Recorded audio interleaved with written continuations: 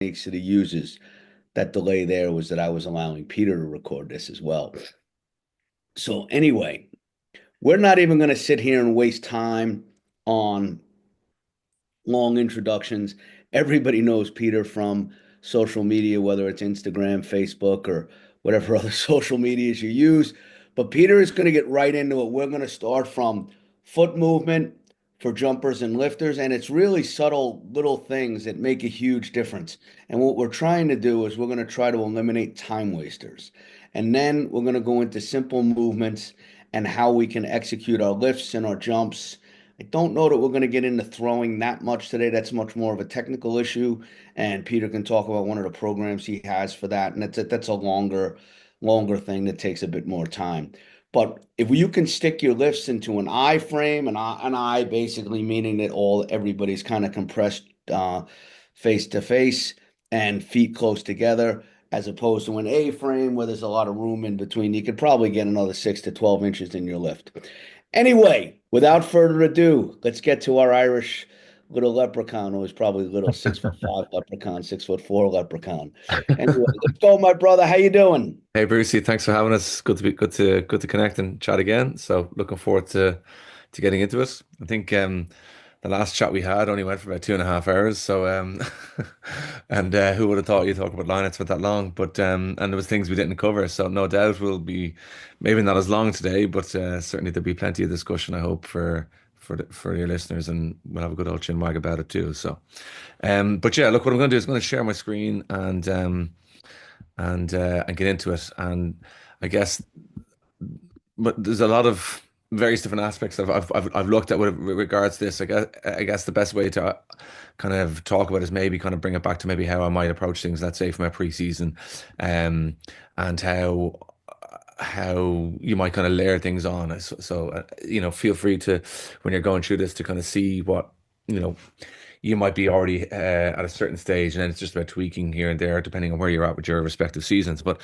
I guess how I kind of perceive the line, it's very much it is obviously a linear setup, but it's very much I try to factor in a bit of lateral versus linear, and why I do that is because what I mean by that is that the line is obviously it's straight up and down as we see it, but the lateralness and more comes from trying to build awareness and decision making, particularly with regards to line of defense and having an awareness of movements and cues and picking up like jumpers who are maybe a little bit off balance going for a ball that maybe they hadn't anticipated, and then they commit to a jump, and lifters who maybe have to try and pick up on those cues too.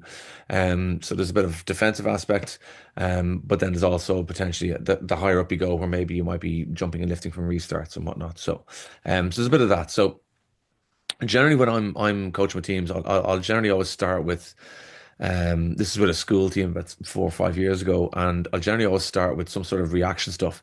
And again, there's nothing rocket science about this. I know a lot of teams have done this, but you'll hear me calling color cones, and your guys just have to react, and you're building up. In this stage, I was kind of I'd been assisting this guy the previous year. Well, I come in to actually kind of consult actually in terms of throwing, and then they asked if I'd come in the next year and kind of do the forwards, which I did. So the great thing about working with a school team is that you get a real mix mash of abilities and talents and throwers and jumpers and lifters, and you don't really know who you have. And I find like just starting with this and having this as let's say something, not a foundation, but certainly like a big rock that you can kind of come back to. Your reaction stuff. You're working on footwork. You can layer in the footwork because you can see the jumping and the lifting is all over the place here. And this is day one, so this is what you'd expect in a first session, in many ways.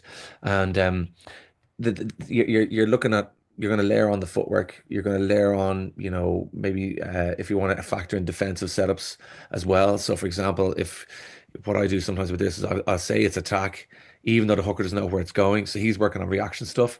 So I'm indirectly working on his or hers ability to react to any sort of speed calls that you might have, where you go to the front or go to the back or whatever it is, those checkout, those bailout calls.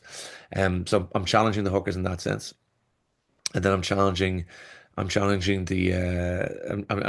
challenging the jumpers technically as well in terms of reacting and then their footwork. So I'm kind of going to layer in the footwork then. I'm going to layer in maybe if I wanted to, for example, if this was a defensive setup and this guy is a hinge and he's got to lift on a six man between this man and this man, and then this guy can jump or he can lift this guy going forward. So you can layer in the defensive aspects, which I'll come back to in a while. So I really like this. I think it's really simple. I know a lot of people probably do this and then probably do maybe probably better than what I do, but I just think it's a great way you kind of cover a lot of bases early doors. Um, and it gets very messy, and they have jumpers have to react, and then you can see this is day two, and you can see there's a lot more efficiency in terms of those lifts. Yes, they're a little bit off balance, and we forgot the balls as well. At this point, we're waiting for the balls to come, and you can see guys are hesitant, and who's doing what. You're really challenging them to kind of move quickly to get into position, and then you're challenged to finish your lifts. So I do it as a game. I often do it as a game where, the quicker the ball gets in, and guys have to, get the ball back and and present the ball, like catch and rotate to the hip, and then finish the lift. And you can see these guys are challenging, or challenged, I should say, in terms of that balance and stability stuff. So it's really good, I find, for all levels. I think even adults find this hard, and especially when the reaction stuff comes into it, often the balance and the stability goes out the window, and that's really what you're trying to work on.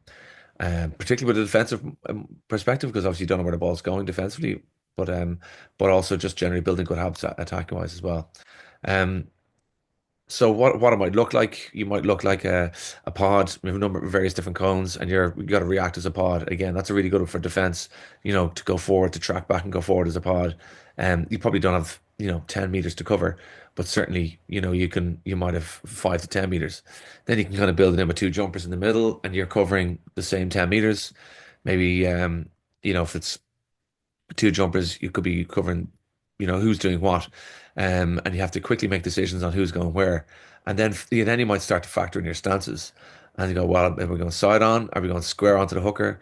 And you could do the same thing there. So you could have, for example, the person opposite the yellow cone, he could be maybe square onto the hooker, um, and then do they track? What way do they track? What way do they move? Depending on what it is.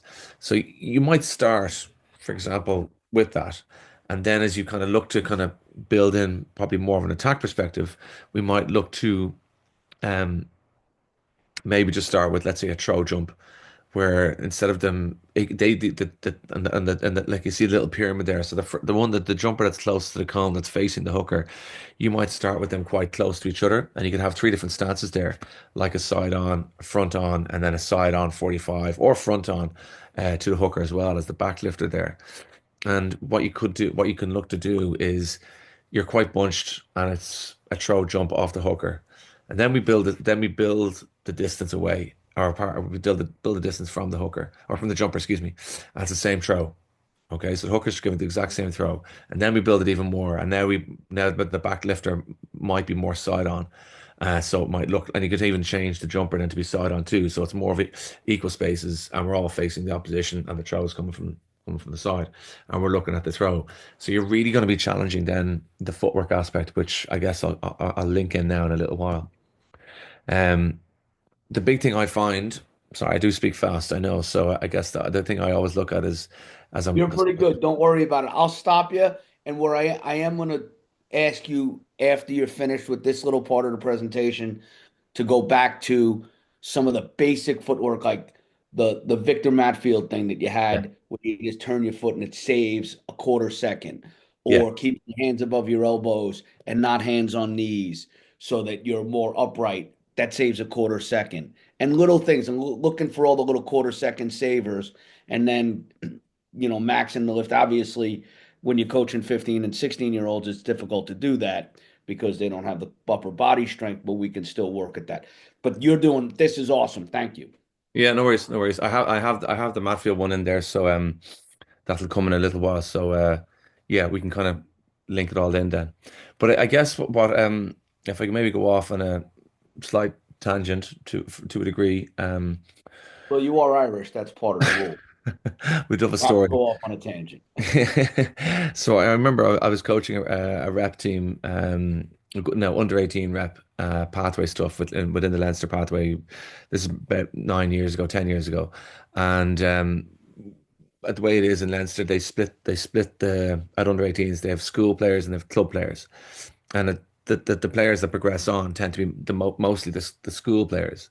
Um, but so I was working with both teams, both were like for a lot, and then for a lot of that summer, and then when it comes to the matches, I was working with the club team. So you might get you get a few quality club players from time to time, um, but they need a little bit more. They need to see the picture really. And I remember having a discussion with one of the other coaches when we were going through a couple of our face play options off 10, for example, and the other coach was he was kind of questioning me after. He's saying, "Look, what you need to kind of give them more information." Or he reckoned on the specific lines of the 10, the 12, the 13, and the blindside winger. Whereas I was very much, yes, we'll get there. I just want to show them what it generally looks like, and then we can kind of hammer them on the individual detail bit. We'll give them like maybe one thing for each of the positions because it could be quite complex, for example. And for these guys who maybe haven't had as much rugby as the school players, they can't take on all that information. And I'd actually argue, even with the school players, I'd probably have the same approach anyway, to be honest with you. But I guess where I'm going at with that is that I think I tend to focus more on the movements and the reaction stuff and trying to build in a lot of speed. So for me and my attack or my line of attack, I want speed. That's definitely always going to be a big focus. So I want to have reactions and as a you know a fundamental aspect that we will work on very very hard and regularly where we're challenged in that sense, and then I'll kind of layer on and get to the footwork aspects and trying to make that even more efficient because of our footwork. But I guess sometimes what I find with this is when you start to add in more jumpers, it can get very confusing. So if I call red, for example, and then white, is it going to be the first jumper that's going up, or is it going to be the second jumper that's going up? So it's got to be, I think that this is where you kind of start to really challenge in the defensive aspects, and people have to then react as to what you're going to do. Likewise here on the top, and if I call blue, and then you have to go to yellow or white. Like, sorry, yellow. Then is it going to be the second guy coming back forward, or is it going to be the J1? So you start to kind of factor in those sort of stuff. And this, although it looks kind of slightly more defense, it's actually kind of layering into your attack as well. For a couple of options that I do on attack, which maybe we might get into towards the end. Um, so yeah, and you might change up how you do things there. You can see the second two images, what way you might set up. And again, it's kind of defense and attacking minded. Um, so some of the fork then that I'm looking at, and again, bear in mind this isn't perfect, but these are just some of the activities that I'll do, is that I'll be looking at, let's say, jumps on the spot. I'll be looking at, going back. Now the blue cone's probably just too far back. And then I might be looking at one going forward. And you can see this guy, he's just slowing down the movement going forward, which is this is the traditional type step movement, and this guy does it a bit quicker. So this is front on. You can imagine from a bunch. I'll show it again. Maybe from a bunch, a 1-3-1, for example, on a five-man lineout, and the the middle guy of the three is going to do a small step into a big step, or a small step into a plant, I should say. And this is the type of footwork that I'll be looking at. I'll be looking at a small step, leading with the front foot. So he initiates with his front foot. Now he actually goes quite big, actually, from what I remember, and then into his plant, and then he goes up, and then we're looking there. Obviously, you can see his jump technique there as I pause it. He's got that flexion, which obviously we're looking for in our jump. Um, but we're looking for good posture and obviously alignment as well. Jump and land in the same position, so we're not falling forward or going backwards. Um, that's really important.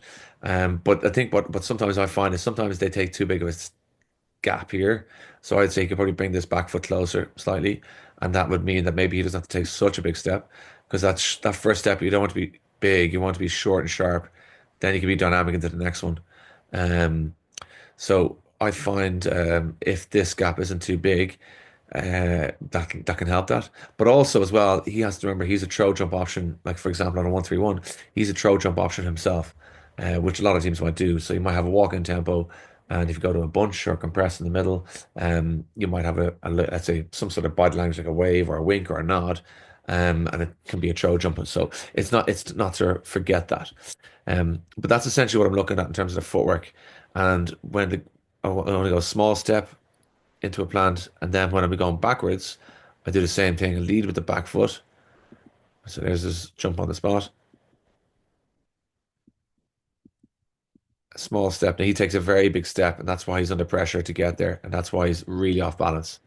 So it's actually quite hard to do this going backwards. So it doesn't have to be too big of a jump, but I was looking to go small into a plant, and you can see he's a little bit off balance there as a result, because you can see he's trying to think, oh, I've got to think jump technique, and he's trying to get that extension and flick through his feet and his toes, but so he's under pressure. So for example, or sorry, I really like these sort of activities, and then make it competitive, where they have to react and go to different colored cones. So that cone there, the blue one, is throw jump to the middle, for example, option, or from side on, potentially. So that's a 10-meter throw for the hooker. And so they're working on the exact same thing here. Footwork, jumping on the position. As you said there, Brucey, you're talking about like elbows in, elbows in, hands above your elbows. We're in a good position. The only thing I'd say is here they could probably be looking at the hooker, just to kind of make it a bit more realistic. And then they're working their footwork. So you can see he's kind of laughing there. He didn't quite get, they're both trying to get to the red cone because the command was red. But what we're looking for is what foot moves first. And because these guys know what I'm looking for, I want to move that front foot.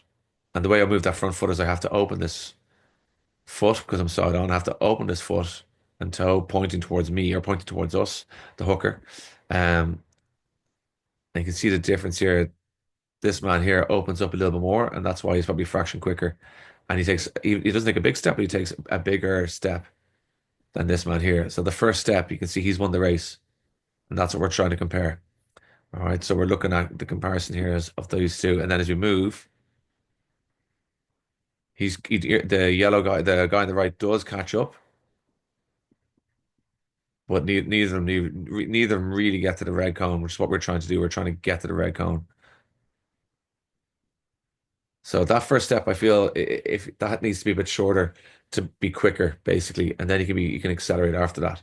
But you can see these guys are really challenged, and there's no one lifting or anything like that. So quite like that in terms of turning. What we're looking to do is what sometimes people do when they're doing this is they jump to turn rather than open. So you can see there he's kind of the guy on the right is pretty good actually, but I would say both of them really need to open. You can see when he's jumping there, he's actually off balance. Like he's not planted, he's square.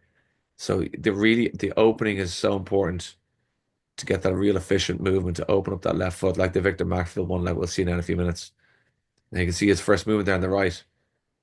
He foot almost goes back and then forward, as in out and then back.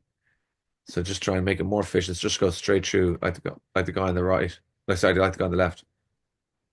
So it's not much difference, but there are just a couple of things that I'm looking for. Um, so when we're factoring jump technique, we might start to build into some of our menu options and what that can look like. We're going to look at this guy here, the first jumper, and this is probably a checkout call or a bailout call, but he's going to jump on the spot from side on, which is what you've just seen there, essentially. Um, and it's not bad. I don't think it's particularly, he kind of comes forward slightly. I think, look, and you can have movements where you come forward ever so slightly, you jump forward and you can jump, you jump back slightly on the back foot slightly, or you kind of split the line where you're jumping in the middle and they're both kind of meeting, which I'll come to now in a second. And I think it all depends. It's not to say that they're right or any of them are right or wrong. This one, as I say, he comes forward slightly. He doesn't really split the line. And what I mean by split the line is that if I was to, if these are my 2 feet here, okay, or well, maybe I'll try and think what's the best way to do this. So these are my 2 feet here. So roughly where my chin or my nose is, I want both feet to jump. So I'm kind of moving. I'm not doing a very good job of this, but basically, if you can imagine both my feet are here, I want to try and have both feet planting where my nose is. I want both feet to plant like that. And how I do that? On mine, they're not going to see it just because I have us both muted, but Okay. I have us both kind of hidden. But essentially, what that drill would be is if you put your heel on the halfway line, or you're on your toes and your toe on the halfway line, and you jump and you kind of meet in the middle and go Yeah. up. So it's Yeah. almost like it's what's called a snap jump. Yeah. And Yeah. We're and, jumping. and You're jumping on that position. You're not jumping on the front yeah, foot. You're jumping on the you're back. basically jumping underneath your nuts. Yeah. Yeah. Perfect. Yeah. Perfect. So. So that's slightly different on this example, but it's still effective. And I guess that's the other thing to show that it doesn't have to be perfect. And this is probably one of the ones that you like, Brucey, which is kind of this is the same thing you were talking about. They're just there, except this. That's exactly what I was talking about. And the only difference in this instance is that he's front on or square onto the hooker. So it's good clip. It's Paul O'Connell here working with the Munster pathway players, and you can see both feet. One comes forward, one comes back, and they jump on the spot. So I'll just do it in slow motion here. So the heel's on the halfway line, the toes in behind, and then both, I suppose, midpoint of the foot or top part of the foot, he's going to plant onto the middle, or the on the halfway line, I should say, or on the line and jump. So one comes slightly forward, or he's going to step into a plant basically. So front foot comes slightly back, back foot comes slightly forward into a plant. Obviously, he's a big arm swing is there and as well there, which you wouldn't normally have. But when you're jumping one off, it's kind of hard not to that, to be fair. And then we see a couple of other guys do it. Not too bad. And then we have wood lifter or wood lifting, I should say. So obviously the big difference in the school players, or sorry, the underage players, just when they're learning this for the first time, it's not quite dynamic enough. When you do it slow motion versus him when he does it, it's a bit more dynamic. But that's what you expect from obviously a high quality international like Can him. you also just go back and talk about Paul O'Connell's lift and look at his footwork on his lift, especially the inside foot, Yeah. kind of protects the A-frame. Yeah. So we're looking at his left foot there. He gets himself in a nice dynamic position and he steps into it, which I'd say sometimes we see a step like that after the lift. It's as much to do with balance or pressure on the front lifter. The guy in the front is working overtime. You can really see he's really working, but it's actually not too bad. But there's a number of different ways you can kind of go. You can be in that position and stay in that position. But what I quite like is getting yourself into a nice dynamic plant and stepping in. Um, and whether you're moving or whether you're stationary, I think it's quite good to step in. But when if we can, this left foot is really important. This inside foot's really important. I think if the closer we can get these 2 feet together, that's really, really important in terms of building our maul then down the line, which we want to make sure we've no leaks in the seam, so any gaps between the lifters and the jumpers. So really want to make sure that we don't that we're not exposed there. And the tighter we are, as you said, that I frame versus the A frame, that can really help. And you can see how there's no leaks in the seam here. The only thing to do now is to bring them straight down on that line and maintain that closeness to your jumper. So the inside feet being really close to each other. So if that's Paul O'Connell's foot there, if this guy could have his foot right inside foot closer, but obviously look, there's a big height difference, one, big age difference, two, or big ability difference, two, and experience level. But yeah, if we can try and promote these 2 feet being as close to each other, I think that can really help that. Um, yeah, from a mall perspective, and then from a just any sort of protection, especially with the way now defenses are, they're looking to try and get into the seams with levers and arms and axes and all sorts of stuff. So I think it's quite useful. So um so yeah, I've mentioned before I might use this as a defensive exercise. So you might go, let's say, with two jumpers in the middle, and you can work off different setups. And you could do this like if you've. I find the good thing about this is that you can do this with very few people. So for example, I might have a pod there in the middle on the second one, and then a jumper or a lifter at the front. But let's just say I wanted to practice our defense from the middle back. You can do the exact same thing and have a pod that or have an attacker that's as well opposite if you have the numbers. But you can be creative with, I'd say, with this. It doesn't have to be just strictly you know, a part of it has to be the middle front or it has to be the whole 10 meter space they have. Like it can be very specific as well. So yeah, you can cover loads of different things. So some of the movements then, which I know Brucey was really keen to get into, some of the movements that I quite like. This is one that I've. It's funny with this. I started this about 9 years ago, and I find that I'm still doing it, and I find it still really effective. And you can do this from a bunch or from equal spaces. So what this is there's your small step into a plant. Okay, so you're looking at this man here with the red scrum cap. So he's going to be in a he's in a position where he can take a nod from the hooker, a throw jump to him and go straight up on the spot. And what we're looking to do with this is we're looking to attack this man here. Most people think once there's a movement forward that he's just going to come forward too, but actually we're looking to build a disconnect between these two players because he's probably assuming he's going to be jumping, but probably jumping in here once there's a bit of movement. So it's going to be quite challenging. Um, or if he jumps on the spot, then his front man's going to have a lot of work to do. But we're just going to go a small step into a plant. So he leads with the front foot. You can see his red boot. I think it's wearing a red boot. So it's small step or black boot, red and black. Small step into a plant. And you can see defensively they're at sixes and sevens. They're not really sure how to defend this.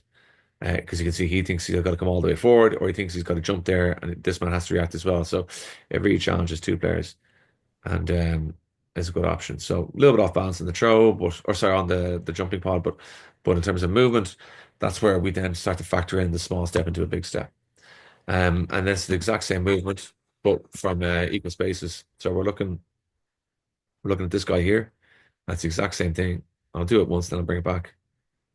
Look at the footwork. So equal spaces, 45, small step into a plant. And why this is really effective is that this man here is I suppose he's probably a mirror hinge. So if this guy was to jump on the spot, he'd go up and compete and potentially win it. Um, but once there's movement, he's just going to be a lifter. Um, and so once there's this movement, even though it's a small step into a plant, or 1.5 steps or whatever you want to call it, he probably thinks, right, I'm just a lifter, and this guy's probably thinking the same.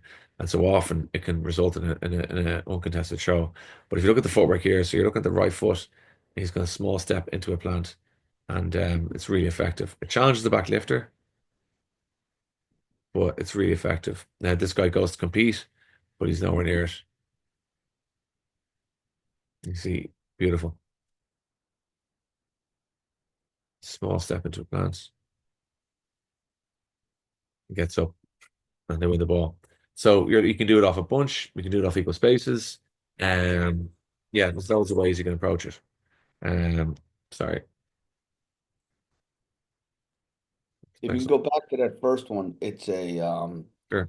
the one with the kids, because most people go in a 1-3-1. It's one of the most effective ways to win a lineup and Yeah. do it quick. It's almost to have it as a primary call.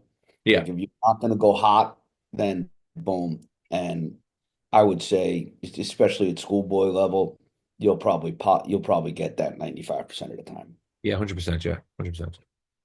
Yeah. Sorry, did you want to touch on it in particular with that, or just show it one more time? I just wanted to show it one more time to show because I think doing it out of equal spaces is a little bit more difficult. Yeah, Everyone definitely. got to be a little bit better, but doing it out of the bunch is a bit easier, and it's kind of like a coordinated choreograph. Boom, and it's gone, and it's a Yeah. wow. Yeah. Yeah. No, it's really effective. It's really effective. And here's kind of a bit of an extra layer on. Sorry, it's just the end of a clip, but the next clip. So you're looking at number 6 at the back. So you're looking at his footwork then, and this is where so if you think back to the two guys who were doing the competition in the footwork stuff, so then you can layer this on to other movements. So this is a 6+1, and it's not a straight up bunch. It's like we had in the 5-man lineup with the kids, as you say. So you're looking at this man here and looking at his footwork. So it then can be underpin a lot of your movements and what you're doing. That step movement. So as the movement happens, you can see he's going to move small step into a plant. Now his footwork is a little bit different. He probably doesn't take a huge amount with his left foot. He only takes a small one, and he uses his back foot more. His right foot goes back to go forward. That's why he doesn't take a huge amount. But it's the same. I guess it's the same principle. So you could do the exact same thing there. He'd be probably more efficient with his movement if he didn't take as much with his right foot there, and actually if he just stepped with his left foot, his front foot, because he opens his foot and his hip, but he doesn't do a huge amount on it. So he's nearly taking an extra step, No, it still results in effective ball, but it's just maybe to understand the difference. And okay, if they still win the ball, what's the difference? Well, ultimately, you want to be quicker than the opposition, don't you? So if they were to read that, then maybe you might be under a little bit of pressure. So that foot going backwards is eating into your time and your reaction at that level. You don't have as much time, obviously. So it's just something to bear in mind. Can you Uh, also go back to that and just talk a little bit about the front lifter there that sure, yeah. he went forward first and then came back and turned, and maybe what his cue was, just because that's a double pod 6-man lift. Watch number 7, Yeah. boom, and he he makes a pretty good play there. Yeah, The setup he does got good. there. Good. To be fair, he does, yeah. So this guy here walking in the middle with the scrum cap. So he as he walks in,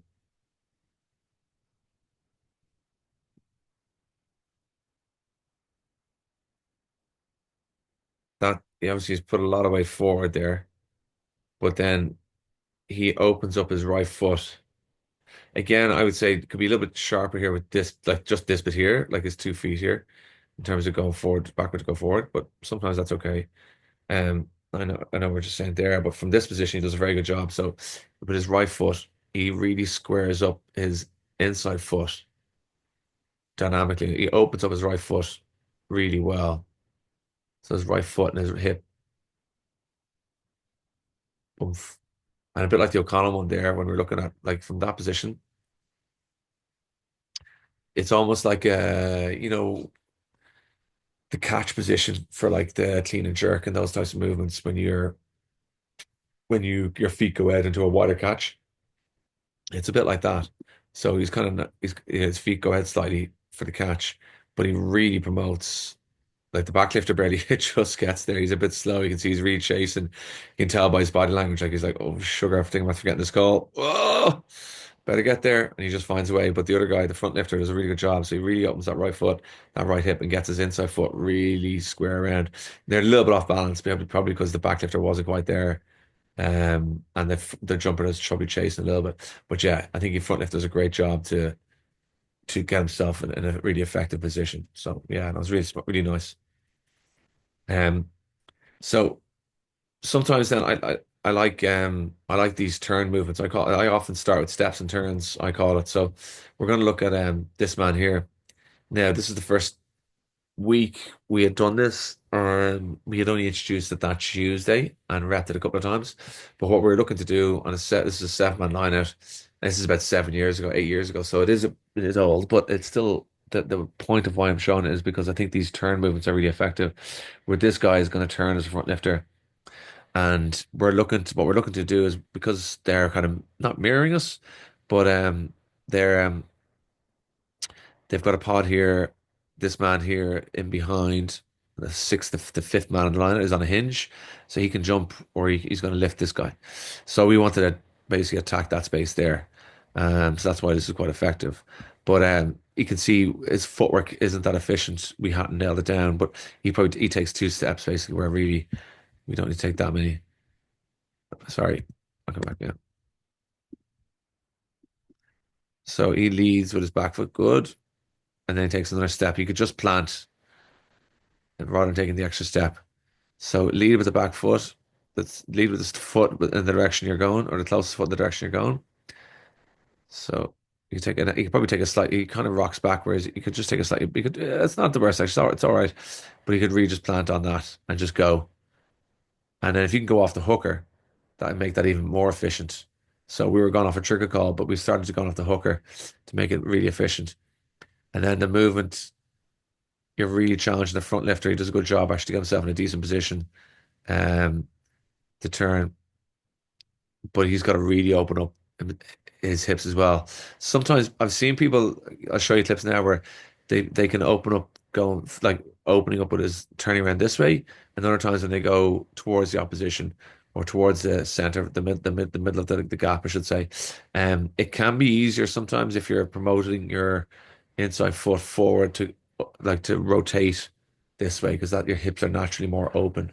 Um, but I have seen some players who are really effective and efficient at actually turning the way he does here towards the opposition. But it just can be trickier on that front foot.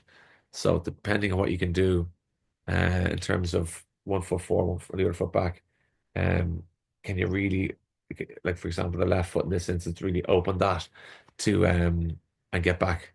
But yeah, it can be. It's very effective, and you can see Aaron do this and still do this quite a lot. That turn movement. This is on a 1-4 spread. And we're looking at James Ryan number 5. So this is one of your favorite clips, Brucey, I think. So we're looking at this man here. He's going to open up towards his side, as opposed to the opposition side. And O'Mahony's just going to pretty much take a rock back or take a step back and jump on the spot. But O'Mahony's footwork, not O'Mahony, sorry, James Ryan's footwork is outstanding here. So you can see he just opens and he gets himself in a really dynamic plant position. But it's a really good option. It's really hard to defend that, especially because these are on a mirror. So once you're on a mirror, you're beaten. Like they're not watching the ball. So the ball often tends to be left and in the air when by the time like James Ryan's going to turn there now and the ball is in the air. And his cue is when the hooker pulls the ball. Well, depending on the hooker, of course, when the thrower pulls the ball back, he'll go. So he's just starting to go now. And it's really effective. It's very hard to defend that. So um we can do loads of things, as I say, keep going back to these types of scenarios. We can go as 3 jumpers, we can go 4 jumpers, we can change the defensive system if we want. We can have a 5-man hinge, we can have a 6-man mirror hinge. You can do loads of different things. And the big thing that I try and push is that I like to try and push reaction stuff. So this was me doing a bit of work with the Canadian women's team last year. And again, just trying to promote this and working with the coach that was there, just the defensive system that they had. Um, we were having a competition there. You can see me pointing saying we're basically having a points competition. They had the best finish, so sorry, they had the best finish, so I rewarded them because of how they finished. They won the ball, they won the quickest, and then they finished the best. Whereas you can see they messed up, and these guys didn't really do anything. These guys kind of finished in a strong position. So you're working attack and defense simultaneously. Um, and you can start as 4, then you can kind of build into 5, and then they had forgotten. Just that's a perfect example of players having to adapt and react. So I asked them to get in groups of 4, and this player here at the back, she had never, she only ever lifts at the back, and they'd forgotten that, oh yeah, we need a front lifter. So they won the first round there, and then when called upon to do the next one, they just hadn't quite copped it. Oh yeah, yeah, just because it was a 4.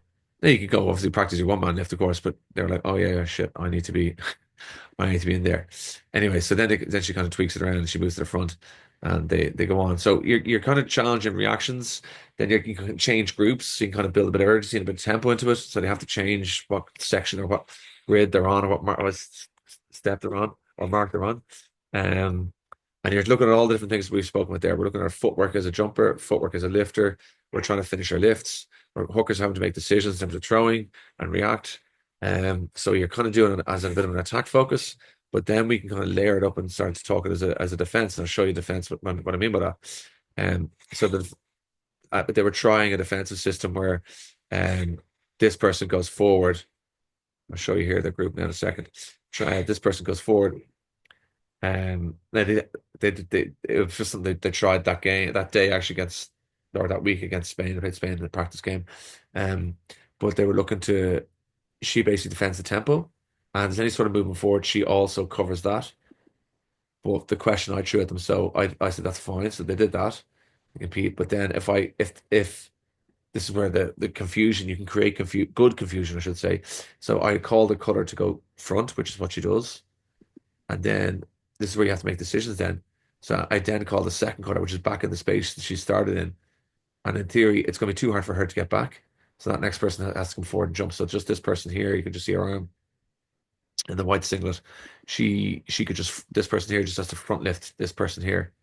So this is where you're now challenging everyone to really read the defensive system that you want to employ. And that's obviously just on a 5-man. So there's loads of great things about that setup. And then you can obviously look same drill, same activity, but you're looking at the footwork and how the footwork moves. and can we really challenge our footwork and get an understanding of what our footwork's like? Are we jumping on? Are we splitting the line in terms of our jumps? How are we jumping and landing? Are we, and actually there, it's not too bad. This is the one, sorry, the yellow boots there, the second group, which is a bit, I know it's a bit hard to see, so that one there. You can see where they start and finish. Just keep your eye on the second group there with the yellow boots, just here. So what's her jumping and landing like? So she starts, I decided to go pretty much a little bit off balance. It's not terrible. But you can kind of get a real sense of the footwork and the starting and finishing positions. And that's the same one where they've forgotten about, oh yeah, I've got to go to the front. Um, so yeah, so this is where I quite like activities like this, and you're doing attack and defense at the same time. So I'll move on from that. Um, but yeah, it's very straightforward. You can really hammer the technical, and then hammer the speed to organize and speed to move, speed to get set as well, and then deliver. So it's really challenging for throwers, but you can kind of link it in, as I say, to your speed calls. So a couple of progressions then, as I say, you can kind of do it as a gaining ground kind of games. There's a couple of games there that I sometimes do. And again, kind of come back to the linear versus lateral movements, and there's games that I kind of do for that, and kind of making decisions in the moment, which again I think is really important for your line of defense. But then particularly when it comes to just uh challenging your jumpers and lifters when they're off balance. So I like games like this where they're kind of they're doing a race against each other where they're going back across, and you can do this loads of different ways. This is the first time they did it, and it's basically a race across half of the pitch and then back to where they started on the touchline. You can go as far as you want. Wherever you catch it, you put the ball down there. If you drop it, you go back to the start, or you go again. But you can kind of hammer them just to get over the halfway point there, and then they go back. And again, you can hammer them at so many levels if the throw's straight. So if the lifts are off, if the as I say, if the throw's crooked, so you could have a line as the midpoint, if that makes sense. So they're playing a direction that you set in stone. So you can do loads of things like this that I find really challenge your hookers and challenge your jumpers and lifters. And then I do often do games, I sometimes do games like this where you're doing and so that was kind of like a relay game, that one. But I really like this where you maybe have a 10 by 10 box, and then you have colored cones. So I'll pause this here. But you see the red cones here, these two. All right, they're 10 meters apart. Then there's 10 red cone over there, 10 meters, another one there. And then 5 meters. So 5 meters on this side. So basically roughly here. And then 5 meters back, there's a cone. And then likewise, there's a blue cone there, which is 5 meters back from the line, from the box, so to speak. So it's kind of in the middle of the two cones, these two red cones, and 5 meters back. So you have four points. And basically you can nominate hookers to go to those positions, and then you have three defenders in the middle, and they might defend for 3, 4, 5 reps, but the attackers have to find space. So this can really help throwers from just building a bit of shape, in terms of understanding, I suppose, a bit of spatial awareness and the types of trajectory the throws need. Um, and then from a defensive perspective, having to move, but also the attackers having to understand where space is and what space looks like. It's not just linear. I know the line is primarily linear, but it's just to try and get them thinking about what space looks like. So you're looking for cues. And the command that I'm giving them is I'll blow a whistle and I'll say 3, 2, 1, and the ball has to go. Um, but you can see sometimes they don't know, they just go side to side. They don't know where space is, and they've got a 10 by 10 meter box. So there you can probably get a better look at the box. So there's the other red cone there, and there's no one there. So you've really got it really challenged them. I find it's totally chaotic, it's totally organized, and the technical aspects go out the window, and they get discombobulated. But it can challenge them. It really challenges them, and then you're still looking at the footwork. You're still, depending on the level you're with, you can go up as technical as you want, or you can go down as technical as you need, or as your focus points as you need. Like depends what your focus points are. Is it more technical or is it more speed? If it's more, you're always going to be challenging, or one is always going to be challenged. Um, and so, for example, then your hookers, then there he is a bit more of a spatial awareness. He kind of dinks it over them on the last one. So there's loads of things you can kind of work on with things like that. Um, but ultimately, the technical, you have your throw, jump, lift. They obviously all connect with each other.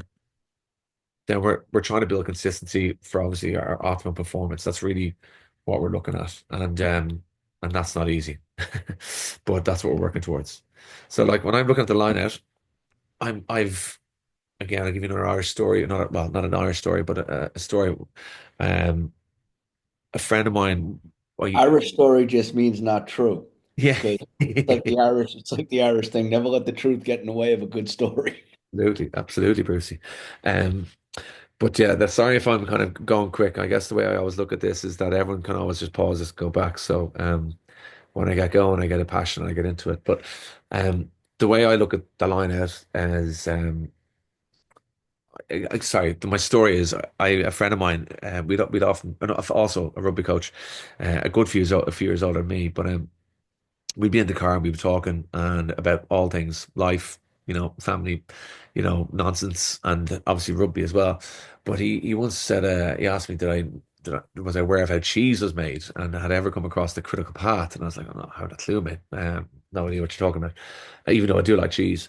Um, and basically, he was talking about how when cheese is made, or I'm sure this isn't just strictly cheese, by the way, but when if, let's say a bad batch was made, they're able to kind of go back to the stage it was on, the production line, and find out where it was, where it all went wrong, I guess. And it kind of got me thinking about, could I do something for line and throwing, and then indirectly, then kind of, or not indirectly, but then subsequently led me on to the line out. And generally, when I look at the line out, I'm looking at the call. Right. Whenever the lineup breaks down, what was the call like? What was the throw like? What was the jump like?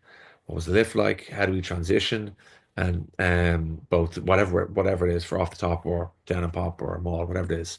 And then what was the timing of that as well? So I'm generally looking at the throw, jump, lift, the timing. But ultimately I'll come back to the decision making and what was the call like? And that's actually for me one of the hardest skills to call. I mean, probably that's nearly a separate I think that's nearly a separate Zoom or a separate pod in itself, Brucey. But we're looking at all these things because timing kind of comes in everywhere. And that's how do we install all that? And our setups then, like, I might go through this quite quickly, but we can kind of come back to it. But we've touched on some of these already in terms of what the setups might look like in terms of technical, feet shoulder width apart, foot close to the opposition in front. If I'm going to be square onto the hooker, weight in the balls of feet, slight flex of knees, slightly upright, and hands in front of your chest. Um, Elbows in, hands above elbows, and then try and present the same body language and shape every line out. So fairly straightforward. So you've got a front on stance, a side on stance at 45 degree, and then maybe that loaded squash at the front where you're just going to go. That's a little bit different, but yeah, that's another day's work. And then lifter, we want to have a low hip height, balance, slight forward lean, ready to move, straight back, hands for the chest, square on or side on. So elbows in, same thing. So it's funny when I do that footwork stuff, I actually do that with kids as well. Like in the school I work in, I do a bit of work with somebody, let's say, doing 14 kids, and they I would do the exact same thing as their jumper or lifter. They're not lifting or jumping just yet. They're jumping, but there's no lifting. And they're kind of teaching them how to jump and lift, but they're not doing it in their games at the moment. And the big thing for them is it's the same footwork, it's the same picture. It's just slightly different. It's a slightly different. It's a slightly different. Your finish is going to be slightly different, but there's a lot of similarities actually to it. But yeah, but I might just skip some of these aspects because I wanted to get to the where is he? So some of our lifts and stuff like that. I want to get to some more movements basically, and I want to show you the mat field one that you like. Could I, Yeah, I just wanna, so on the color cone drill, yeah, one of the things you can do with your defensive line out practice, because a lot of times you sit there and the guys make a call, and then the guys make a call, and then the guys make a call. So I saw Deval Senecal do a pretty good one where the coach would stand there with, so say you have red, green, blue, yellow, white, whatever, red, green, blue, yellow, whatever, and those are the color cones. He would raise a color and they would jump. Then the defense would try to either get it, whether they're on a mirror or a hinge or whatever they are, or that they do the 1-3-1 squash where the guy mirror hinges unless if it isn't a throw jump. But he would put it, they would go up, have to land, and get into a maul stop position where they would have spears and nets. That's the Irish way of calling it. yeah, The two guys in between the jumpers and the guys on the edges. And they would have to get into that position quick, or they'd win the ball. And then it just, but they didn't go nuts on the maul. They just boom, get set so that they could stop the maul. Then next one, he would just have another one. Okay, green. And you could do one every 10 seconds or so, one every 5 seconds, instead of having to go and call, take 20, 30 seconds, get back into the line out Yeah. and do it. You could get a lot of the color cone drill is really an unbelievable way to get your reactions right and to get some of your movements right. So like that's something that I think should be a staple of everybody's day Yeah. when you have lineout practice. Yeah, no, I think Devaldo's got some brilliant he's got some brilliant cue or games and exercises, I think. If anyone gets a chance to see any of his stuff. So yeah, he's got some really good stuff. Funny with that one, I had a bit of I was looking at our defense there recently with a club team I coached this year, and I was looking at ways to make that better. And even with that color cone drill, if you can actually, I might just stop share here and I'll go back and bear me here. Oh, I shouldn't have done that. I'm trying to find the presentation again. I should have done nothing. Sorry, Brucey. But I basically what I did was instead of having the groups, like right beside the cones, I started putting them maybe 5 meters away, if that makes sense. So how do I make this smaller? Yeah, sorry, I don't know. You probably can't see this just yet, can you? I can't see. No, that's all right. That's all right. That's all right. I'll go back to it here. You should be able to see it now. So, for example, on this one here,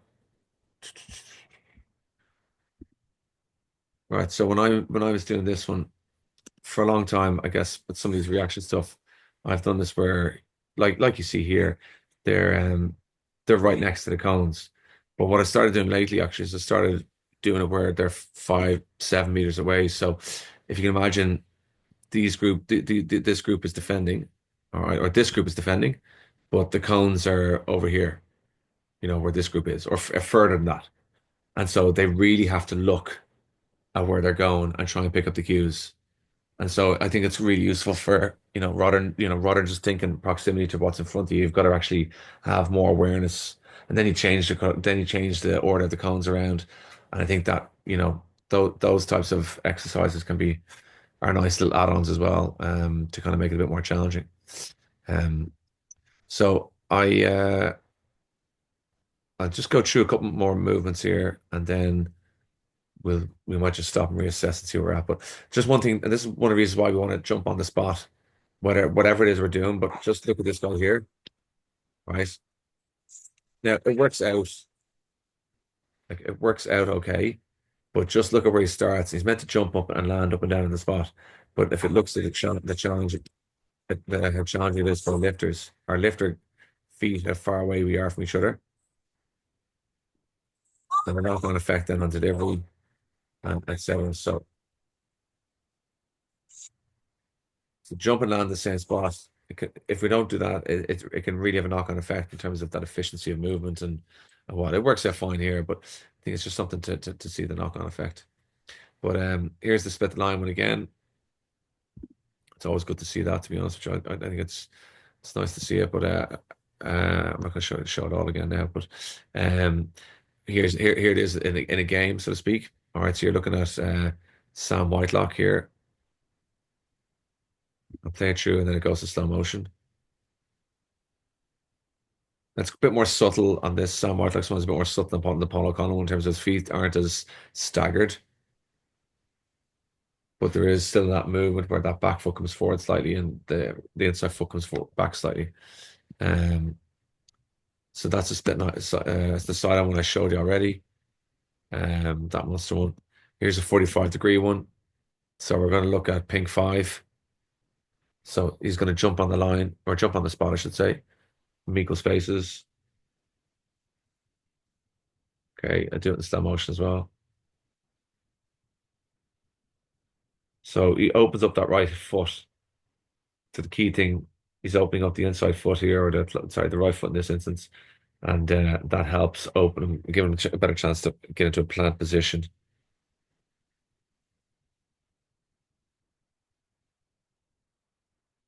A fairly effective movement. And we have simple movements and complex movements, but either way, here's your mat field one now.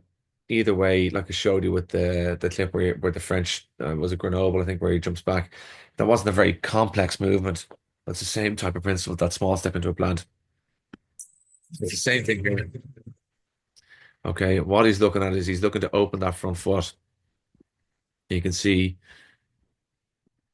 he's not able to open up his left foot there, and he's really off balance. Then you can see his hips and shoulders, and it's harder for him to turn to jump and plant, and he's really just chasing it. So he's not going to be jump as quick or as high. Versus, obviously, this guy is exceptional. But like, look at Matfield, how much he opens. He opens his left foot.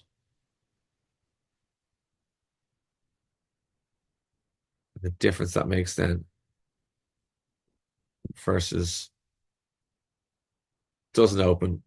He has to run around himself. So his back foot has to run around almost his front foot.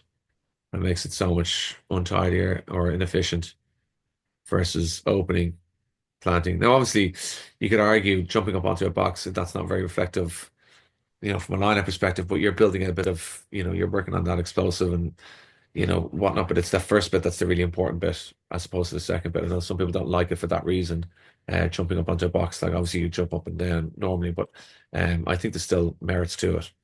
Um, so then we look at that step movement that I showed you before. Same type of thing, but now it's a bit like the French clip I showed you, except now it's from a bit of movement. So this guy steps out, and we're looking at blue four and his footwork. That's actually brilliant. I think it's really sharp. This, so it's the exact same thing, even though like the school, the kids, you said, Brucey, that was a 1-3-1 bunch. Near we've equal spaces, and there's a slip or an out, whatever you want to call it, whatever your terminology is, for the team. But no, the eight stepping out, and blue four is small step into a big step into that plan. So here it is again, a bit more slow or slow motion, I should say. And get a better look at so left foot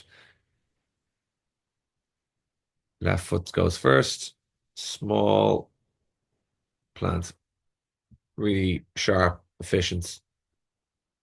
I've showed you this one already, so I'm not going to show it again.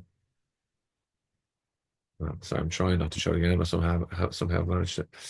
I want to. Can you go back to the first one you showed? This one? And one of the reasons you do that is even if it's pretty clear that that they're not contesting, but the eight who stepped out is now the front nail. The Yeah, seven is on the ball, the eight's the front nail, and it allows the maul to get set up pretty efficiently. Now really good, you got really good blockers up to the front. Your eights, bam, sixes in, sevens in, they're almost hitting like a front row, bam. And yeah, then now I don't know what the success of the maul is, but that's set up. That's why you do that. It gets your guys set into a position to come into those things. It's not, yeah, I mean, a deception is, but these guys weren't going up anyway.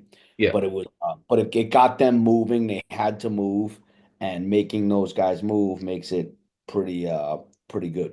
Yeah, no, 100%. I think that's I like kind of simple movements like this where there's not like I don't know how you feel about it, but I don't mind. I think you get a lot of. It's funny when I post stuff on social media and when you see people, oh, there's two receivers, there's three receivers, and all this sort of stuff. And I get that, but I think that this is actually pretty good. I think I don't mind like this eight being this far out of the line out. When you see two or three guys kind of running around and then building up a 5 meters head run or head start, like yeah, then I kind of maybe that's taking the piss a bit, but um, I don't mind things like this where you might have two people out of position or out off the midpoint of the line or off their line, so to speak, and to kind of get Those themselves. people are probably English, so don't pay attention. Well, I don't know. I don't know. They're from all over. I get loads, but yeah. I'm more about trying to help the attacking side and promote the attacking aspect. But anyway, that's just a side point. But yeah, it's a good spot, Brucey. Um, then we kind of look at some kind of lob movements. And now this is just a general. It's not. uh, this is non-specific, okay, in terms of what we're talking about. But I guess what I am talking about is how we have to move from. I call it a lob because you might call it something else, but we used to do this in school. I remember when I was in school, and there was five options. You had two lob, two fast, four lob, or four. Sorry, two fast, two lob, four fast, four lob, and then six. And and that was it. Those are the options we had. But the lob was always, a dummy forward and rock back and go up. And I guess that's why I still sometimes think of this as a lob. Um, so we're looking at Ty Byrne here, number four. So he's got a dummy backlift on O'Mahony, number six, and rock back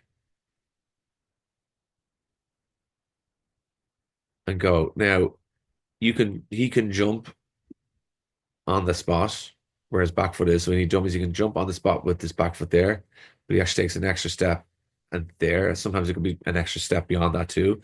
There's loads of ways you can do it. But yeah, there's loads of ways you can do it, but it can be effective. It can be effective. We're looking at Chisholm here. As he gets his feet a bit tangled and it doesn't really rock back and ends up going over.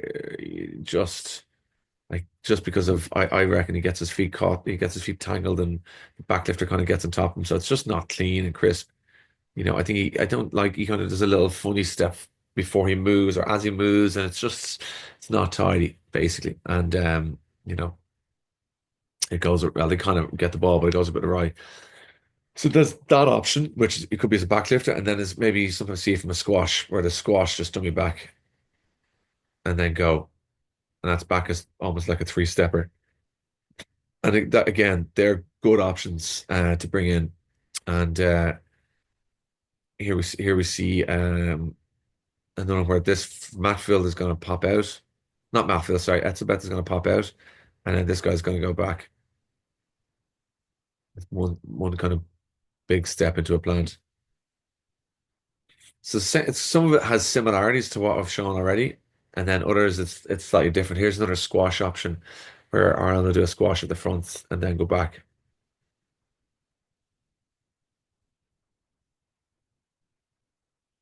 So these are all relatively kind of simple movements, not they're not multiple movements.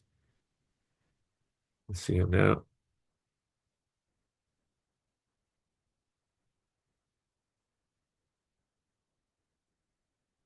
So that's three and a big plant really. So that can be they can be effective options, all of these, and they're different types of lob movements.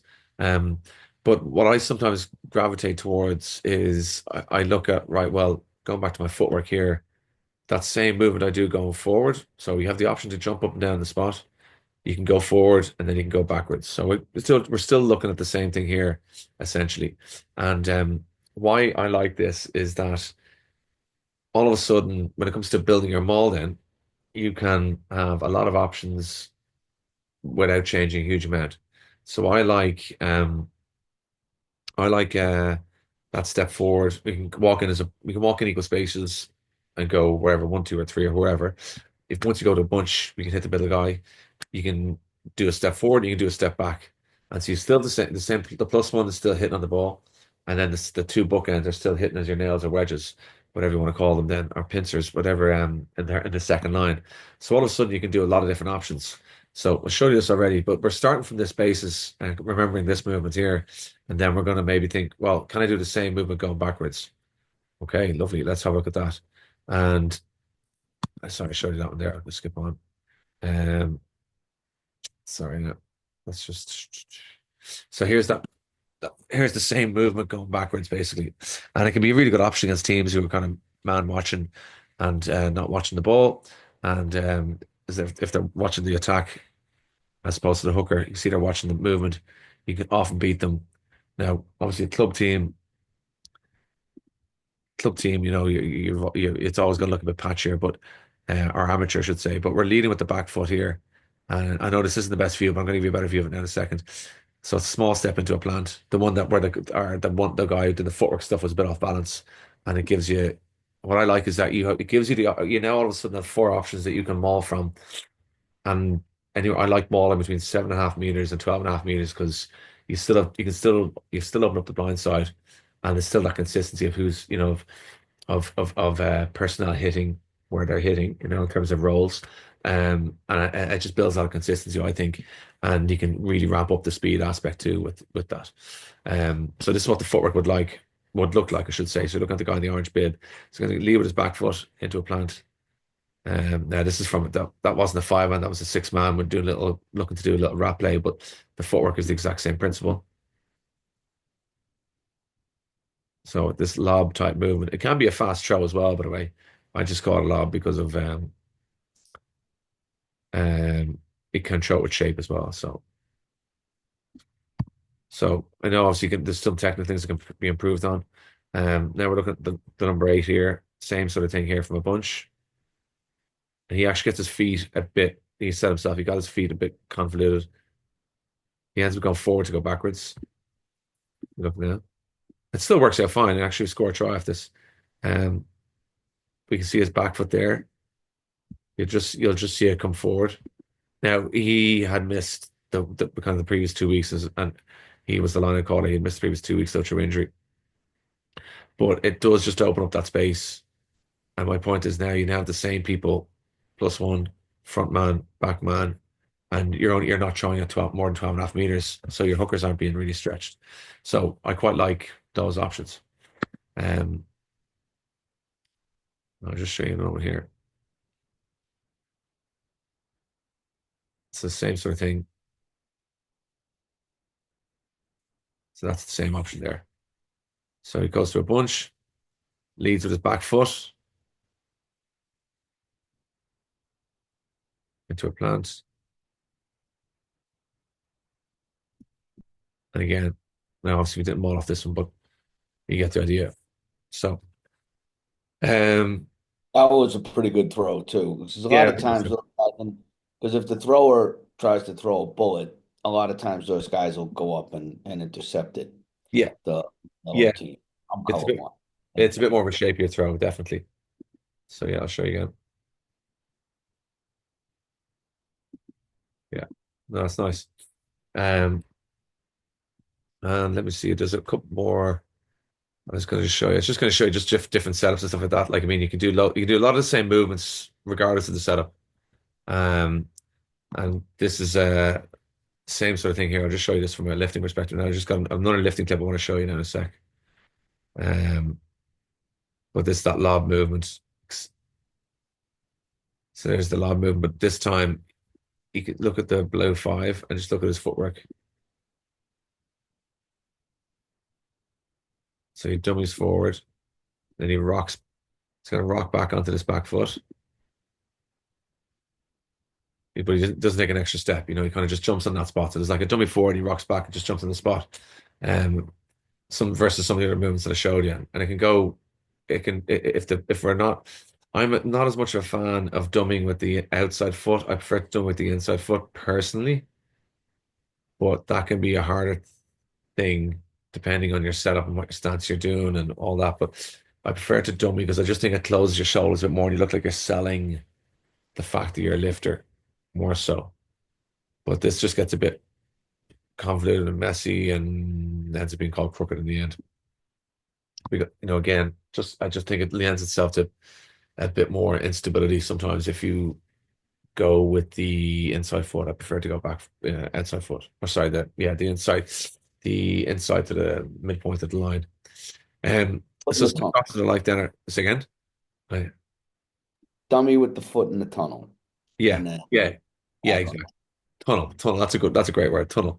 Um, so this is Trojans. So this is a school team again. That's a school team I mentioned about 5 years ago. So we're doing throw jumps off the hooker. So equal spaces on a 5 man line. I can do the same on 6s and 7s. First time they did this, so I showed them once. This is like the third rep, I think. They jump on the spot. So you can see he's kind of side on. That's the open. It comes forward slightly as a jump. And I mean, not bad though, I have to say, for a first attempt. Now we're looking at the thrower finishes as well. Same idea.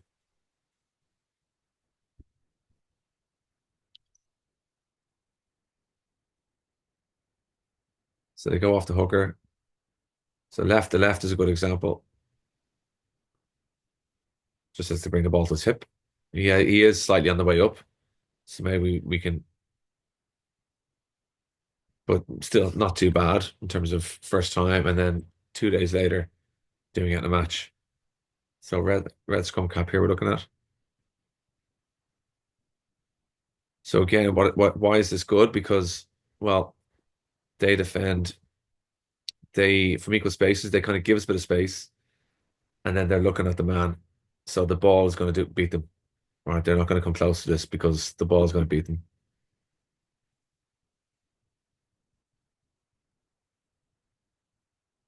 Did you go through to how that queuing is when you're especially on defense, some guys look at the man, some guys look at the ball, and like they cue off the hooker and then they can be late to the party, or they cue off the man. Probably that's a little bit too complicated to get into, but it's not overly. You can make different calls and do different things in the line out based on how they're defending. Yeah. Sometimes teams will watch a hooker, sometimes teams will watch the jumpers.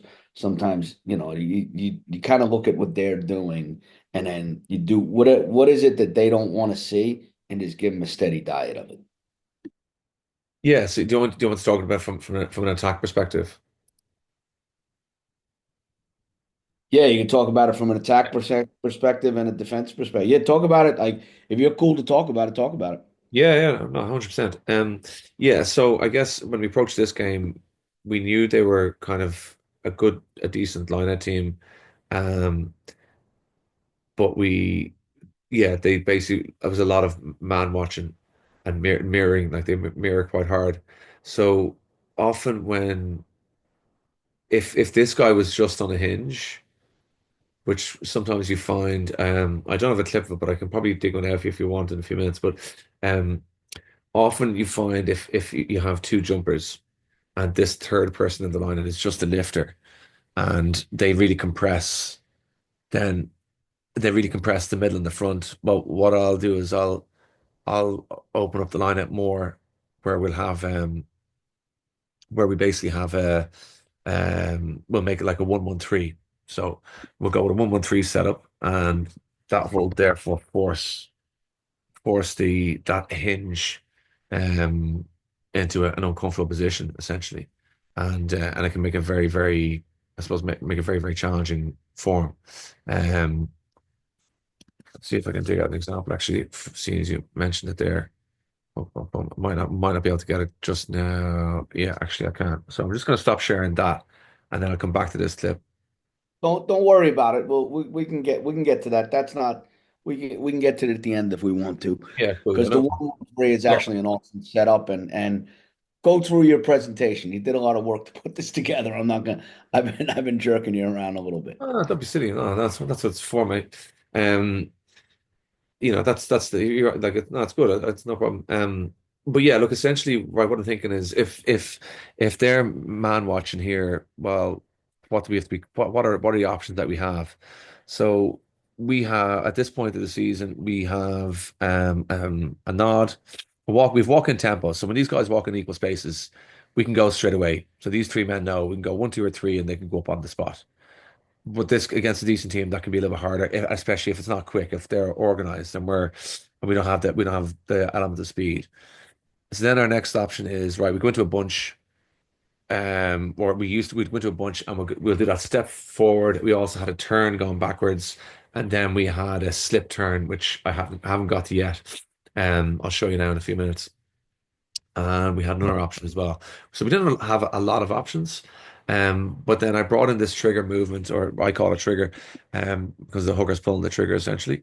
And it's off him because if when these teams when defenses are watching the man, they they don't have the element of the ball at all. So then, okay, I'm probably going to pick a movement like this, a throw jump to the middle or to the middle back, because even if I go to the middle back, like this guy turning and going quickly, he's not going to beat us for speed. We're going to beat them 100% with speed when if we were to throw to the third the third jumper fourth man in the line out. So when they're man watching, we the ball does the work. When they're watching the ball, we have to do more work and we have to create more space. That's kind of it in a nutshell. Um, but then like if they all watch the ball, they won't see the movement. So then you can beat them at movements like just in front or just behind. Um, and that can be quite challenging. Defensively, that can be quite challenging. So I think that's the thing that I often approach as well. When I'm putting together a lineup menu, I look at, right, what are the bog standard movements? What are the bog standard defensive setups the teams will have? And as I say, on a five man, you've got a five man mirror, you've got a five man mirror hinge, and then you've got an out and out hinge where the third person, as I said, this man here, he's just a lifter and he could really be compressed. And once you have those situations, well, then I'm looking to go into a 1-1-3 where he's really challenged and he's out of his comfort zone and he'll have to jump if they want to compete with us. So I kind of have that as my kind of default. I'll have maybe 2 to 3 options for 1-3-1s, 1-1-3s, or a squash at the front. And the other thing I'll do from a squash type scenario is that I'll go from when I'm going to squash, we might have like you take the hit. So you just do a squash and take it the hit at the front. So that depending on if you've got a quicker and a taller guy and you back yourself, you've also got that luxury. Um, if that's not on though, we'll cancel into a 1-3-1 and we have a default option off that. A movement, like where there's a dummy and there's a bailout potentially. So at least you're kind of covering yourself. So all of a sudden you've got 3 options going into the line. You have the squash, you go to cancel into 1-3-1, you can take the nod because we're used to the nod, and then we'll do one of our movements where there's a default option. So but yeah, that's essentially what I'm looking at in terms of those setups, is that if it's mirroring, excuse me, if they're man watching, let the ball do the work. If they're ball watching, then we have to create space, essentially. Excellent. Um, okay, so yeah, this is a good clip for lifting actually. So I want you to look at 6 and 5.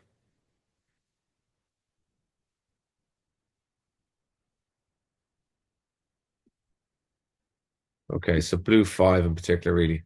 So he's the tall guy, so he can take a big step, 2 big steps, in fact.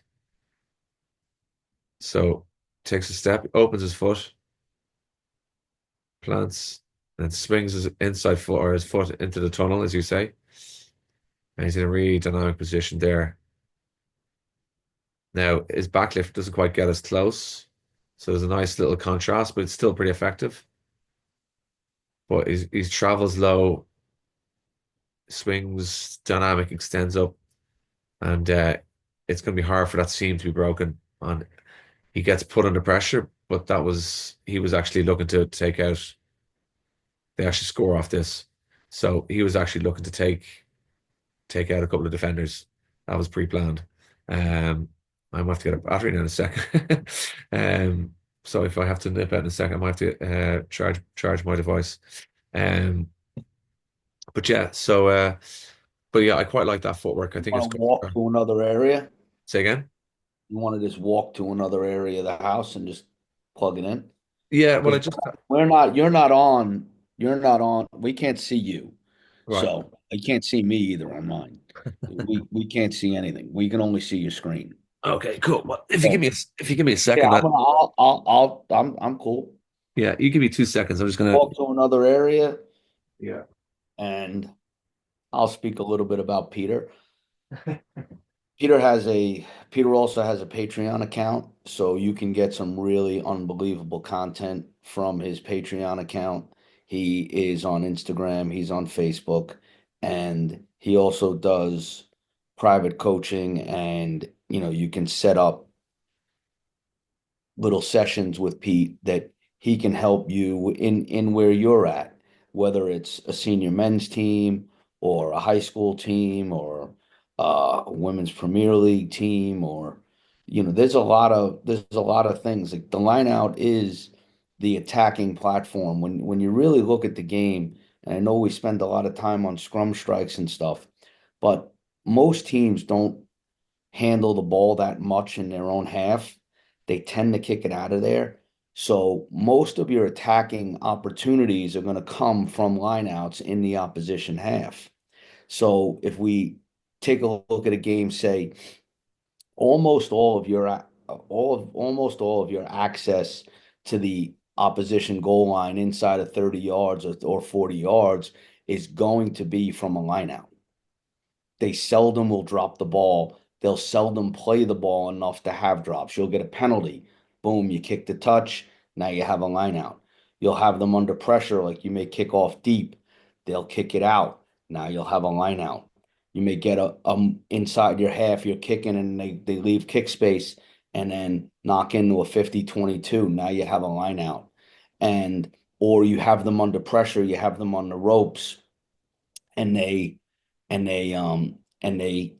kick to touch. Like you even say on a kickoff, it's like Eddie Jones used to do it. They would kick off, they'd have a line when he was coaching England and they when they went to the World Cup final, they had a kickoff, get a line out and have a move on. And actually the only game where they didn't kick off, they received the kick was against South Africa in the final, and I think it screwed them up a little bit. So it's kind of interesting. And when you're looking at the game, a lot of times these launches are a lot more important than the launch that you get from a scrum. Now, a scrum launch is great because you can score off it because it's very difficult to defend out of a scrum, especially if you have good handling, especially if you can hold defenders and you can do your little things to keep their defenders. It's very difficult to guard all the spaces defending off a scrum. You just don't get as many opportunities. But in the line out, you'll get quite a few opportunities. And by having those opportunities and maximizing their use, whether it's breakouts, which Pete is excellent at doing the breakouts from like dummy mauls where you break out, dummy maul where you break out blind, strike moves, 2 or 3 phasers, where you're going, how to attack different areas, attacking the seam being in between the tail gunner and the 10 or the first defender. Sometimes teams will use a winger if their 10 isn't a great defender or something like that. Sometimes you'll see inside of 5 yards, you'll have a 9 that's stuck in that 5 meter channel. Well, you could start to attack that guy because that 9 may only be 150, 175 pounds. So you could attack him onto a maul. A lot of the better teams will probably use a flanker in that area, and they'll kind of keep their forwards all locked into those areas so that they can handle that maul. But some teams fall asleep, same as in a scrum, where some teams will fall asleep and leave one defender on a blind in a midfield scrum, and you can get them. I think Pete's back, but there's the reason that the line out is so important is because of the attacking access that people get, and that's where you're going to get your scoring opportunities. And then on the flip side of it is if you want to maximize your scoring opportunities and you want to shut down theirs. So Pete, you back at it? Yeah, I was. Yeah, no, I All was right. a few seconds. I caught most of that. Thanks for the kind words as well. Appreciate it. Um, yeah. So I was just saying about this, the lifting, just about footwork, and obviously you've different shapes and sizes as well. So you've got quite a tall front lifter, getting to positions, but he's quite efficient and effective at getting himself into a strong position, and promoting that inside foot, which is really important. Um, so I'm going to show you a couple of movements then that I quite like. Once this moves, again, I'll just show you one more. Sorry, in terms of footwork. All right, so look at his feet. So I really like this. Really like this footwork. And just looking at as a front lifter, his movement and how efficient he is. Okay.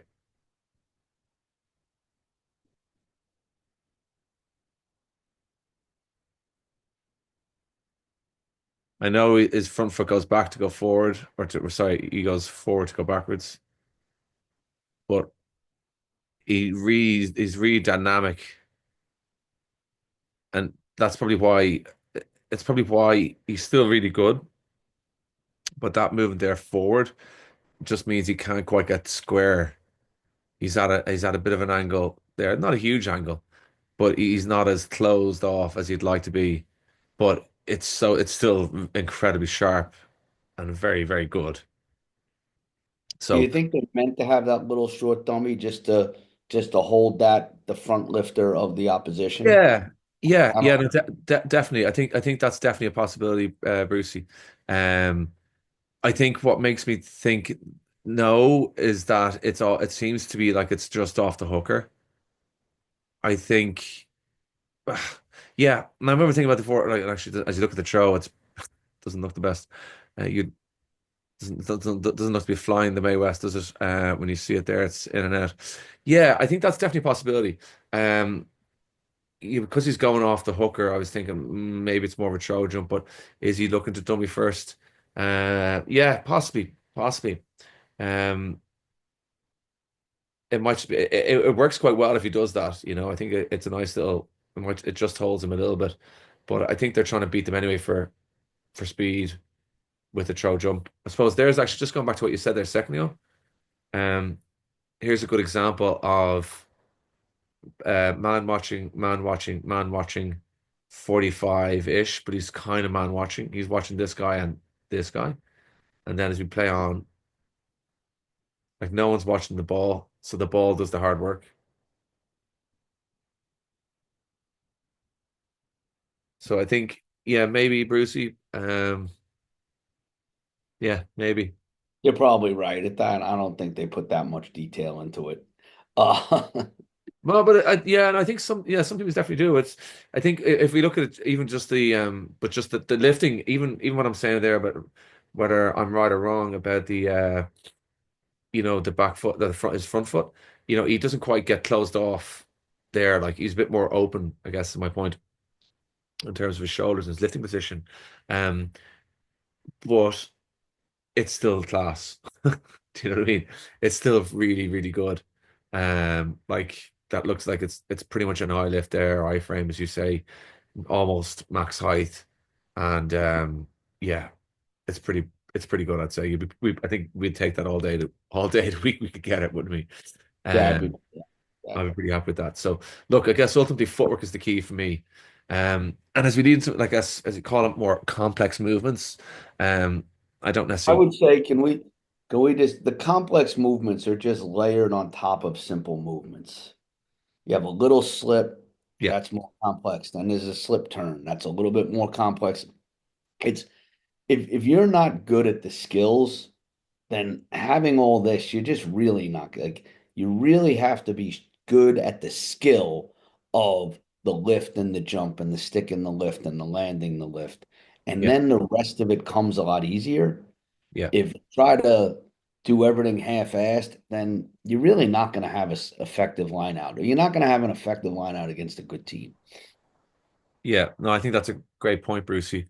Like I naturally, as I said earlier, I try and promote speed, and so a lot of the movements that I have or options that I have when I'm putting together a menu, they tend to be a couple. Like they might have. I'm more inclined to change the formation and have similar movements. There might be some differences. You might have an extra movement or a slight difference in movements, but I'm more inclined to change the formation than add more multiple movements in. And I'm sure a lot of coaches are probably the same as well as myself, maybe in not having a lot of multiple movements. But I I think don't. at the elite level they have to be. I think at the elite level like, they're a lot more like you. I think as you move down the food chain, people try to be the smartest guy in the room and don't realize that you can't keep doing that, especially when you have poor technique. Everything has to be quick with great technique. Yeah, Technique matters more than anything. yeah, The call, the call is critical, because then you're open and then it makes life a lot easier. yeah, But the call is huge, and and so not to Pete has some on his Patreon has a lot of line out system calling things, and if you wanted to do privates with him, he will go through calling systems and layering in all these things and how to do things against different opposition. So and that's it's like I said, that's a whole nother podcast, and we'll probably will have one on that at some point. But the but the weekly call groups. is critical. Yeah, no, absolutely. And I guess like I call this this is a movement that I This is the first time I did this movement, and I found it to be really good. Again, we'd only introduced it this week, and I was on the back of a movement we'd had, um, which I'll show you in a second. So I'm kind of showing you the movement, and then I'll show you a school team I did it with, and then I'll show you a more recent clip of it. Um, but essentially, what we our from our sorry our calling sequence or our structure at this point in time was we used to walk in a 1-3-1, and then if the nod wasn't on, or the tempo wasn't on, or the nod wasn't on, we'd go to equal spaces. Whereas in the last 4 or 5 years, I tend to walk in equal spaces for most of my lineouts, look for the speed options, and if that's not on, we'll go to formation. There might be a throw jump on, and then we'll go with the pre-call.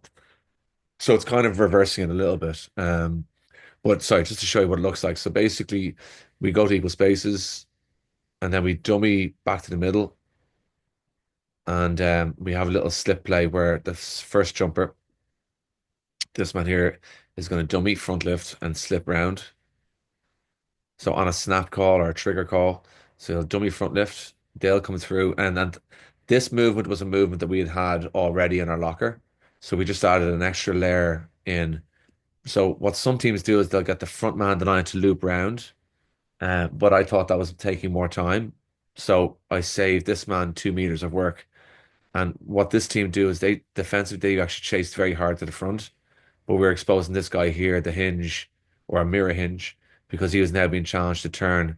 But because most hinges are looking here, if they're a good hinge, they're probably looking at him to see if he's looping, which he's not. So they're not looking at this guy. So it was really effective. Anytime we've done this, it's often been uncontested.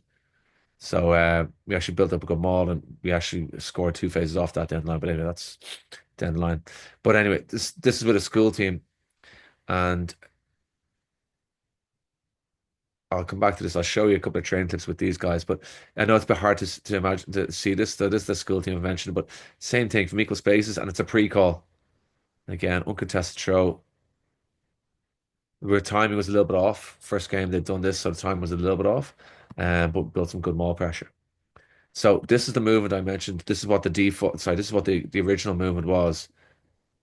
We dummy the second jumper, and then they come forward and just jump in that space. So I haven't actually. I do this slip turn movement. I do this quite a lot, but I don't do this anymore. Weirdly, um,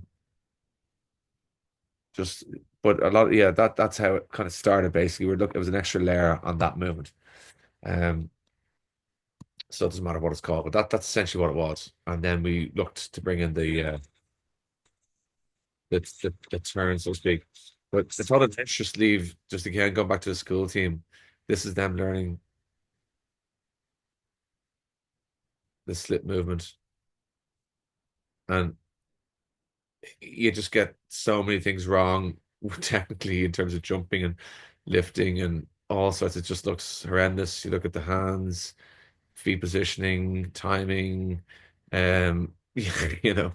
But that's obviously day one that they did it, and then obviously it gets a little bit better. And this is where we look to kind of bring in. So it's not much better. Like that was the second day. Different personnel, mind you.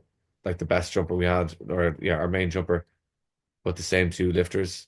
So we jump and land, and look where we jump and look where we finish. It's very untidy. Like if he doesn't come forward, it probably isn't a bad throw. If on a slightly upward path. But anyway, you get that a lot with school kids, especially it takes longer, obviously, with these guys to kind of nail it down in terms of the footwork and the movement mechanics. But on the back of that movement, we then, as I said, brought in this turn where we dummy, and rather than the front lifter coming around to lift, we just brought a bit of a turn in where the back lifter was it, and then he becomes the front lifter. So the green man is going to be the front lifter. And again, the time is a little bit off. Our wedges are a little bit off, but often the space is open there anyway, so you can still build good maul pressure, even on the back of that. So this is another, Is the timing on, is it a throw jump? yeah. Obviously it's not. Is This it is a throw jump once they get to the dummy spot that the turn happens when they start the throw jump? Like when the hooker starts his throw, is that when that rear lifter turns and rocks back to get himself? So we often the timing and distance is a little bit better. I play this at full speed. Timing and distance is a little bit better. The cue is really the hooker goes off the front lifter, so it's a slightly delay on this one, but it's the best of the of the lot. So he goes off the Yep, I see it. Well, actually, you could describe it. I just because I saw it doesn't mean everyone else saw it. so he should really go. So he's looking at this guy here. So he has to go far enough for them to bite. If he turns too soon, it's not going to work. But once he turns now, the ball's gone, and it's just a little bit delayed, but it's not bad. It's probably a little bit better. It's pretty good. It's pretty good. But yeah, I you go off on that one. On that one, we go off the front lifter and say, here's it in the game where it could be a little bit better in terms of timing. But you know, as I say, it takes a while to kind of nail this down. Um,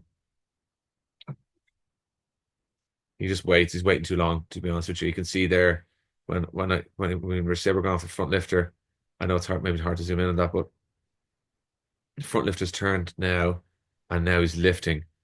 His hands are just on the jumper, and the ball is just in the air. So his hands, you know, it's too late then. Against a good team, you know. Um, and again, this is it. This is, I suppose, the original one again. Dummy, that's much sharper, but these guys are older. Some you've got a few professional players in here as well, so or wannabe professionals.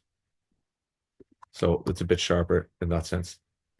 And then as a nice little layer on, we do the same off of 113, which is a nice little progression. And what I like about this is it wasn't this team, but we did the same movement. I remember the guy I was coaching with, he said, "Oh no, I don't really like the 113s because you can only go forward."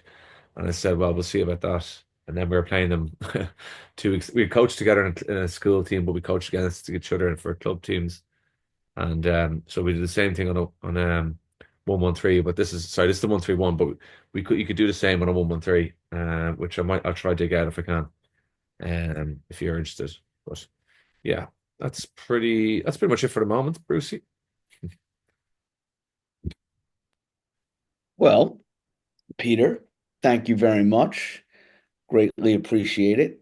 If anyone is again, if you're interested, actually, Peter, why don't you tell people how how they could contact you or get into your Patreon or get into your social media. There's a ton of free content, and then there's paid content, and then there's privates that you could work out with Pete. He's a teacher, so and he's in Ireland, so the timing could be a little different, but I'm sure that working together, and then a lot of teams have budgets. And as we said, the line out is how you score. The line out is where your access is. It's the line out counterattack. Scrummaging is huge, but more so for exiting and then a couple opportunities to score, but not as many as you think. Yeah. No, cheers, Brucey. Appreciate that. Well, no, I suppose Peter at the lineoutlab.com is my email. So Peter at the lineoutlab.com. I have a website there, which is a work in progress. It's due to be updated, which is thelineoutlab.com. But if you're looking for any kind of free content, Instagram at lineoutlab. And there's the Lineout Lab on YouTube. And actually, I've just started back doing YouTube videos there in the last month. So every Sunday morning, a video goes out. So recently, I've started making them in a more presentation style where I'm actually talking to the camera. So still getting used to that. Just trying to do something a little bit different because I think there's a good bit of content out there in terms of rugby, and but I don't think there's a huge amount on the line out. So I guess that's what I've really tried to do in the last 4 or 5 years is to grow the community for those that are passionate about talking with the line out, which I am. And but yeah, so they're kind of the main two free ones, the Lineout Lab on YouTube and then at Lineout Lab on Insta. And if you are interested in maybe working together, drop me a line, as I said, on my email.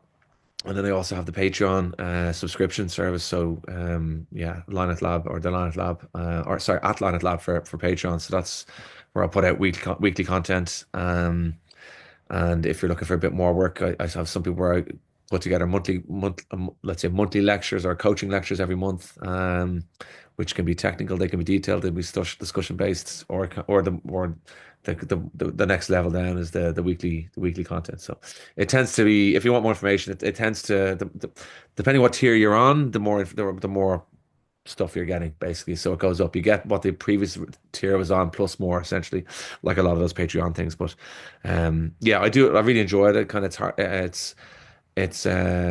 I often wonder where is the content going to come from, but it seems to keep coming, and I'm enjoying. I always enjoy putting it together and coming up with the monthly stuff in particular because I think that's where a lot of coaches who just want to maybe sit down actually just go right. I want to learn about something, or not even learn, but maybe just refocus on something from with a different voice. So yeah, so they're kind of the main things that I do. And yeah, I have worked with teams remotely, and I have worked with individuals remotely, and also traveled to some teams when when time permits. So yeah. And you also have a throwing webinar or a group on what is Yeah, it? yeah. So yeah, I do. So I do Yeah. courses and programs. So you can actually there's courses. My distinction between a course and a program is that one you can just do the courses in your own time, and then the programs I do where you're doing with other coaches over maybe a 4 to 8 week period. And so we just finished one there on line throwing, and I'll be doing another one again soon on the Maul or building a line menu, and then line defense. So they're kind of the four. So line throwing. Um, building the Maul, building a menu, and then line of defense. But I'm actually going to launch a new one soon as well. I'm just looking around the red zone, specifically on the red zone. So, because I think that in itself is an absolute minefield. But yeah, I work with coaches and players. I've worked with some lineout leaders just trying to develop that skill because I think that's a really difficult skill to work with. But I tend to look at that for the season and see as it, try and work with someone for the season in that sense. Well, this is my first time trying this on Zoom. As you can imagine, as a freedom-loving American, I was not into the whole Zoom culture of I would go to work every day. I didn't care. And so Pete is also recording it. I'm recording it, and I'm hoping it works. And so is Pete. All right. Have a great day, Peter. See you, Thank you mate. very Take care. Always much. great to chat. See you. This is RuggaMatrix America signing off.